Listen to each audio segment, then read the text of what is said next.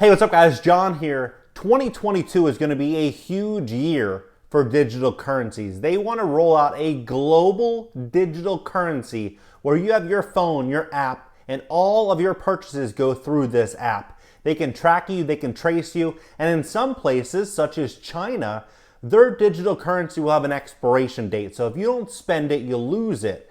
And I have some very big reservations here. One of which is Biden's choice for the OCC position to essentially control all the banks. She wants to end banking as we know it and have a digital Fed coin, and only one account Americans will be able to have, and it will be the federal government's account. Could they have a situation where there's an expiration date? Could they have a situation where they cancel payments or allow only certain payments to go through? We're stepping into a whole new digital age. And in this video, I'm going to give you the rundown as to what you can expect. So please smash that like button. When you hit the like button, YouTube's going to share this content, educate more people about what's really going on. So please smash that like button. Let's begin. Now, my prediction of how they're going to begin rolling this out in the Western countries such as America and what they're doing now in Guadalajara, Mexico, is it's going to be an incentive-based system. Right now, they know millions upon millions of people are in financial strains. So the best way they're going to be able to push people into this system is going to be through financial incentives. I think in America, what they're essentially going to do is they're going to say the new stimulus package, or maybe the following stimulus package, they're going to talk about all the complications on prior experiences with getting checks out, that they're going to say, download this app and we can deposit the money immediately. We don't have to deal with the postal service because of all the delays. Download the app, have immediate access. And many Americans are going to have no choice. So once they download that app, at that point in time, they're going to get accustomed to doing those transactions and receiving money through that app. Now, when we look at what's happening in Guadalajara, it's quite fascinating. In Guadalajara, they launched a digital currency for payment of goods and services. 1,800 users downloaded the app, right? It's pretty brand new. So a digital currency can now be used to pay for goods and services participating in businesses in Guadalajara metro area.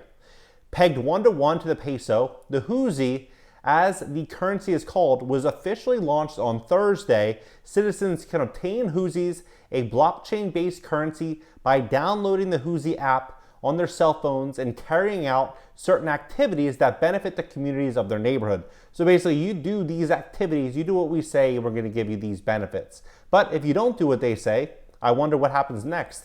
Huzi can also be earned through the use of public transport, running and cycling. Riding a bike for 30 minutes, for example, owns a huzi app user 10 huzis. People get 50 huzis if they sign up a friend to the app, and 100 users if they sign up a business. When people use the digital currency to make purchases and participating businesses, 4% of the transaction is returned to them in huzis. So they get a commission, a 4% commission on every transaction.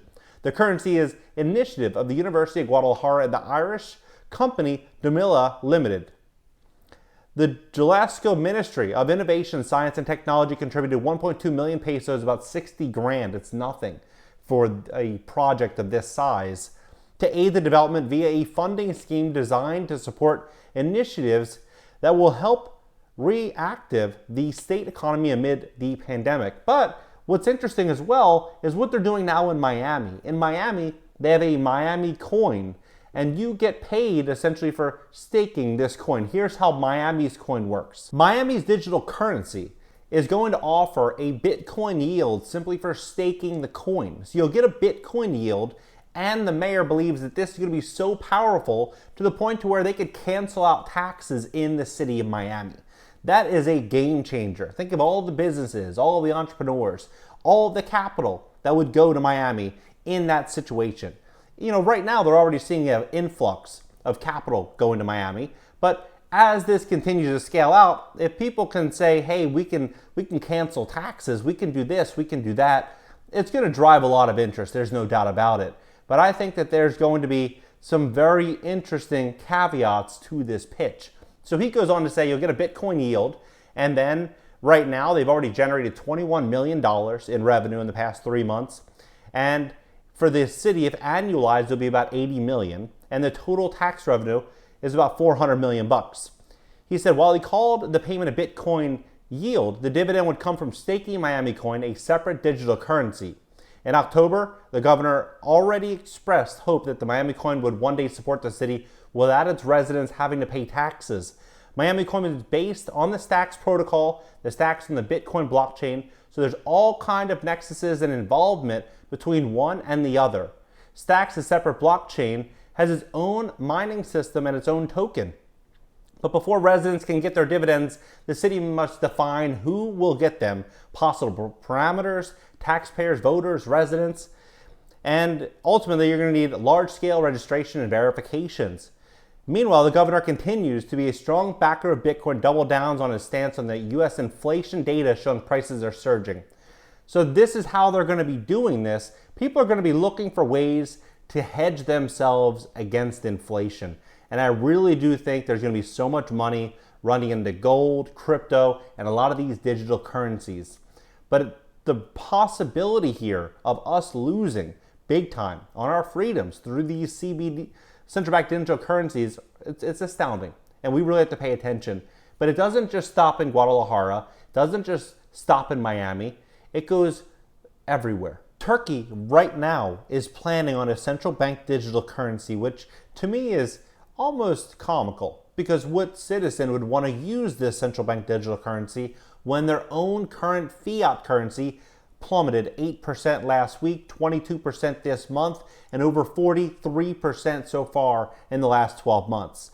So they are now continuing to roll out the process right now of really the research and development. What they're saying here is that trials are expected to run sometime in 2022, when it will be assessed to determine whether the technology is sufficiently robust to be implemented on a more worldwide access on the Turkish economy, right? And then we look at what's happening in France. In France, this happened, this article came out November 9th, but they started the experiment in March of 2020. March of 2020 is when they started this. We have demonstrated that the wholesale central bank digital currency would be a benefit for cross-border and cross-currency payments, and it would improve the efficiency of processing chains.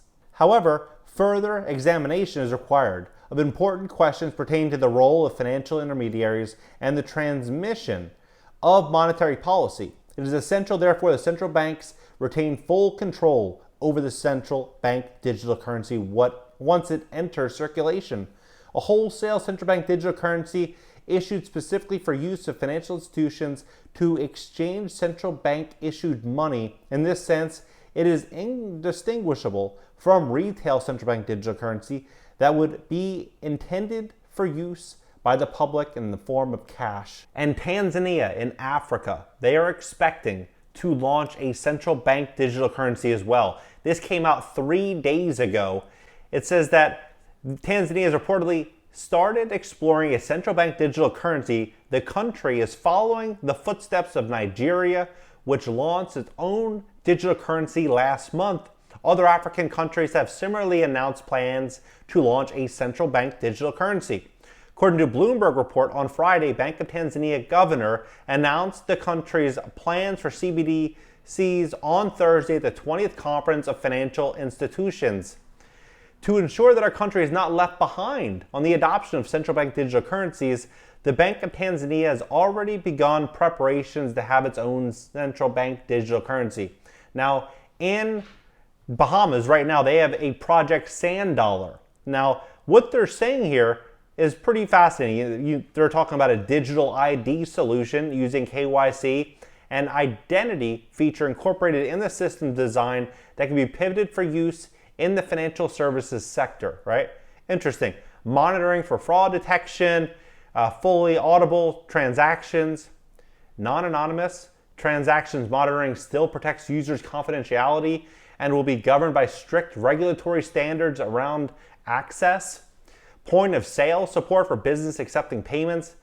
I mean, this is big. This is huge. It's happening all over the world. What do you guys think about it? Drop your comments below. Let's have a conversation about this because it's coming. I mean, it's here. So smash that like button, drop your comments below, sub here, consider subbing on my second channel. I'll leave the links down below, and I'll see you guys next video.